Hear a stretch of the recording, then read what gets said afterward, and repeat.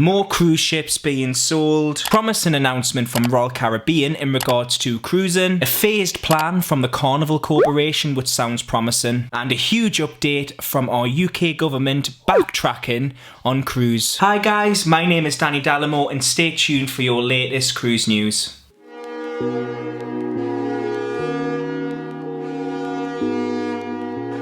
Firstly, we have some news from Royal Caribbean, guys. They have confirmed that they're expecting the number of ships and passengers to be reduced to 60%. This is not something that I'm shocked about, probably the same as yourself. We obviously knew that due to the rules, capacities of ships would have to bring down, and probably there are going to be less ships sailing at first. The CEO claims that he expects them to either be at 60 or 70%, which is probably where I could imagine it being as well. The CEO of Royal Caribbean has also outlined 4 tiers to make cruising safe again, and I have some of them tiers here, so we'll go through them. The first one, guys, is screening. This doesn't come as a shock at all, just like most cruise lines. I remember even before lockdown was initiated, and I think it was maybe early March, P&O were already claiming that they were going to be doing pre-board screening. Most cruise lines were going to be doing this before the lockdown. So obviously with screening, that will be pre-board screening. So it'll obviously be filling in a questionnaire, temperature checks. They may even ask you to get a doctor's certificate or something. Obviously it's all very early doors yet. Obviously temperature checks doesn't necessarily mean that you have COVID if you've got a high temperature, because obviously a lot of people are asymptomatic where they don't bring up any symptoms whatsoever and they carry the virus. It's just a carrier. Obviously I know some people will think, well actually you could have a temperature check and you could still have COVID. My opinion, you would have to bring out something more, a little bit more in depth to maybe make sure that passengers don't have COVID. Maybe something like I mentioned before, maybe having a, I don't know, maybe getting tested maybe 14 days before your cruise. You can order tests to your home now, getting a test and then also being tested before you get on the ship. Something like that, obviously, just to make sure COVID doesn't get on the ship. Because myself, that's all I'll be thinking about. Be thinking, well, what happens if this person is asymptomatic where they don't show any symptoms? Stage 2 is being on board the ship. So while you're cruising, while you're on board the ship, and some of the main things that I've took from it is social distancing. Obviously, guys, social distancing is going to be key on board the cruise. We've already heard some cruise lines saying about capacities being lowered to as little as 30%. Obviously, they are going to have to lower the capacities of the ships. We all know that already. In regards to figures of that, we're not 100% certain of how each cruise line will determine that. Obviously, that will come out in the coming weeks, fingers crossed. But yes, social distancing on board. Number 3 is the destinations. So just making sure that obviously the cruise ship isn't taking the virus to destinations. So we're already seeing some cruise lines just doing cruise onlys. We're already seeing some cruise lines not leaving the home country and just sailing around. Let me know, guys, in the comments, would you like to do, like for instance, if you're from Britain, a British Isles cruise, or wherever you're from, let me know in the comments. Would you be up for only a cruise only, so there's no destinations? And number 4, guys, is if, God forbid, touch wood, it doesn't happen for any of the cruise lines, but God forbid, if the virus did break out on a cruise, how would they be able to handle it? So would they be able to handle the outbreak? We've already heard some cruise lines refitting the air conditioning so it kills, I think it's like 99.9% of the virus. Then we've also got medical centres opening on cruise lines as well. So it's just about, if God forbid something happened, the cruise line having the resources to deal with the virus while it's on board. Guys, we have a major update. I don't know if you remember last week when I put in last week's weekly news video going on about how basically the government FCO had just recommended that no cruises should happen, no river cruises, no cruises whatsoever. Didn't really give an explanation, just said no cruises, don't cruise, British people should not cruise. Well, this week we've had a major update and the government have now backtracked and now they're allowing river cruises, which is amazing. At least we're moving forward. The government have actually came out and said is when they announced that full statement last week in regards to no cruises, no one should travel, they actually said that ferries, river cruises, and obviously other forms of transportation was not included in that. It was just for ocean liners and big cruise ships that hold thousands and thousands. Because I find it really strange that you can go on a ferry and that's absolutely fine, but you're still on a ship, do you know what I mean? You're still, obviously I know it's a ferry, but you're still on a ferry with thousands of people going to a destination. So I didn't really get that. Let me know in the comments below, would you take a river cruise? I'm not gonna lie, I've actually been looking. I've actually been on Viking's website today and had a look at a couple of river cruises on there. In my opinion, they're a bit pricey, so I can't imagine myself going on a river cruise. But it'll be nice. I can't wait for vlogs to start coming and seeing exactly what it's like to be on a river cruise, because I don't know, I could imagine going on one. In other news, guys, Holland America have just sold 4 of their ships.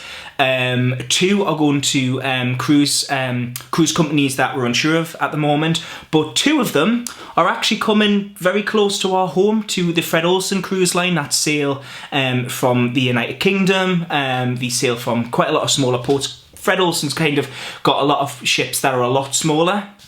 And you know, for me, I'm really excited that they've purchased 2 ships from Holland America. The 2 ships that they've purchased seem like a really good size, and I'm going to be completely honest, one of the things that I've always looked at Fred Olsen cruises, I've always thought, you know, there's not enough balconies on board. They're quite small ships, they're quite expensive for, you know, if you want a balcony cabin, but now they're bringing 2 bigger ships in. It makes me think, well, actually I could potentially, you know, rather than just P&O and Marella, and now I've been given that extra additional cruise line, and, you know, me and Stevie were talking about it earlier, and I could imagine myself sailing with them. Let me know in the comments below, guys, have you ever sailed with Fred Olsen cruises? Have you ever been with them? And how was your experience? I'm really interested to know. Now, in other news, on the topic of returning to cruising, we have a really big update from Carnival. It came from Costa Cruises, so Carnival own Costa Cruises, and basically they have got a full plan of how they expect to be able to get back to full capacity of sailing. Phase 1,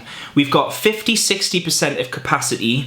There'll be few ships, so there's not going to be all the ships that they had originally, but you know, that were sailing before COVID, but there'll be fewer ships, and they'll have potentially only 1 or maybe 1 or 2 or maybe a few different nationalities on board. Limiting the nationalities that get on board, you hopefully, in a sense, when you work it out logically, would be limiting the amount of potential, you know, people coming across with the virus. And I think that is probably going to be the case for a long time, because we'll talk into further phases. But on this phase, they're talking about limited destinations. They really want to bring down the number of ports that you visit, and they really want, ideally, to just be open cruises. So, you know, where you don't actually go to a destination, where you actually just sailing and then you come back. So guys, then we're on phase 2.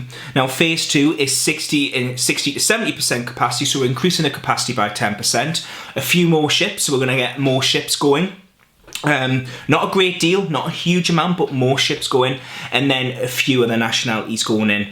And obviously from the difference between phase 1 and phase 2 is they will allow more ports, so you'll be able to go and visit various different countries, and you know, there won't be as many cruises that are cruise only, where it's just at sea. Guys, let me know in the comments as well how you would feel about cruising with any cruise line, regardless if it's Carnival, if it's Royal Caribbean, Norwegian, you know, Fred Olsen from the UK saga. Let me know in the comments what you think, because what I'm finding from talking to many of you online is that a lot of people are just unsure about cruising at the moment. They're not sure about the insurances. They're not they're not 100% confident, you know, of what it's going to be like on board. We keep hearing about the social distance elements and you know, buffets, and then some cruise lines are going to be adopting face masks while out in public spaces on cruise, or, you know, while on board the cruise. Like, could you imagine seriously of wearing a face mask on for the entire cruise?